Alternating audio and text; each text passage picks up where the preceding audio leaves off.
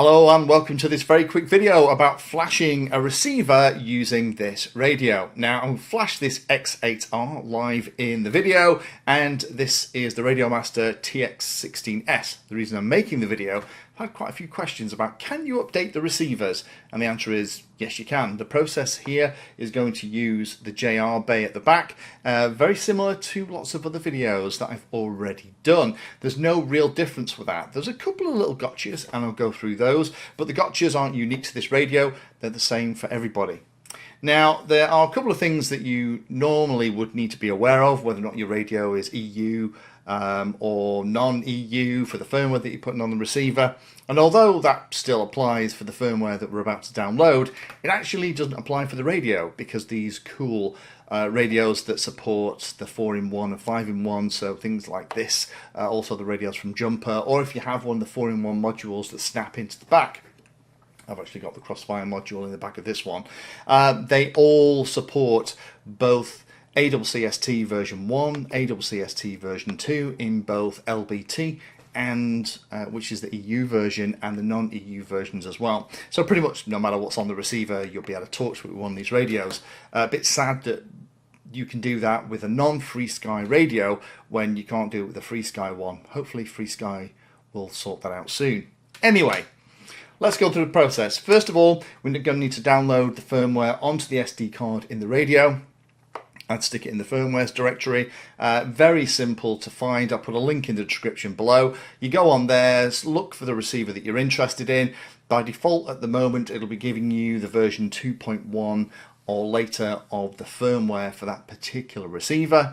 If you're happy, you can download and flash your receivers to that, and again the radio will talk to it. I tend to run the older versions, and if you go to the older pre-version 2 software for ACCST, then it'll come down in a zip file and you'll have both the LBT and the non-LBT version, the FCC version. Just copy those onto the SD card on the radio. Personally, I'd recommend just pop the SD card, pop it into your computer and copy those files into the firmware directory. And the only other thing you're going to need is a special little cable. Now you can use a standard servo extension cable, the kind of stuff that you probably got in your spares bin. The only trick is on one end, swap around the positive and also the black wires. So the red and black wires on one end, just swap them around, leave the other end the same. With that stuff set, you are ready to flash the receiver. So let's turn the radio on and get ready to flash. I would personally recommend setting up a model memory that you use just for flashing, because there's a couple of things that you're going to need to change. Now again, we're going to flash this receiver. Again, this is EU LBT. I'll flash it to non-EU LBT just for the purposes of the video, but there's nothing particularly special about this. The trick is we're going to have to plug the cable into the smart port pins on the receiver and then into the pins at the JR bay at the back of the radio. So here's that little modified cable. I would keep it somewhere handy. I've actually written which end is which. So you're going to plug this normal end, which is the red cable in the middle for plus 5 volts, into the smart port connector onto the receiver. And then the other end is the one that we've modified so that it's the black wire in the middle, and I've wrote TX on mine just so that I can keep track of which is which. Now the bottom pin on the back of these radios is signal, so you need to plug the white cable into the bottom pin, and then that will line up the black and red wires so that you are ready. Now that is, as you can see, powered up and it's flashing red. Now this is something that catches a lot of people out. If you don't have the external module set for something like ppm, then the radio won't power the module bay. So what I would do is always make sure that external RF is set to ppm, and that will guarantee that power is being supplied to the JR bay at the back.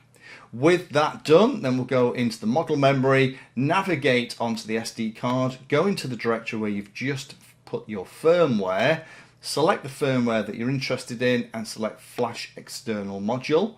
It'll device reset and then it'll start writing. Now this takes a little bit of time. I won't speed this up. I would recommend make sure that the battery in your radio is absolutely fully charged so that it can sit and do this without rebooting, because you don't want something horrible to happen.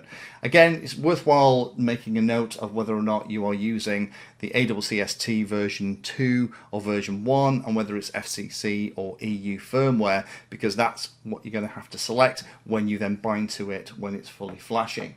So we're almost there. While it's doing it, you should see it flashing between a green light and a red light. Again, make sure that you don't unplug it accidentally.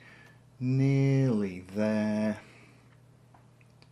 Again, I'm not fast forwarding this because I want you to see how long it actually takes, because I know for some people it's a very nerve-wracking thing to actually do this on one of their receivers. Come up to the end.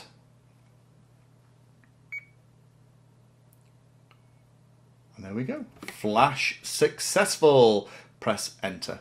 So press enter and then unplug the receiver from the back and you're good to go. But I would always just set up a model memory on your radio with the ppm selected for the external connector, and then that's the one you always go to when you update receivers.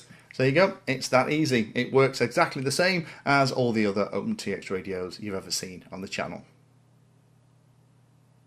Thank you for watching my video and watching right to the very end. If you want to find out what I'm currently working on, you can follow me on social media by searching for Painless360 in the usual places. If you'd like to become part of the inner circle, then you can become a Patreon. Details are in the description and you get lots of additional benefits. Check out the playlist section on the channel too. I organise all of my videos into playlists and it's called something like Introduction to or for Beginners. All of the content is aimed so that you can start at the very beginning, and it teaches you that subject, starting with simple principles and moving up to teach you everything you need to know.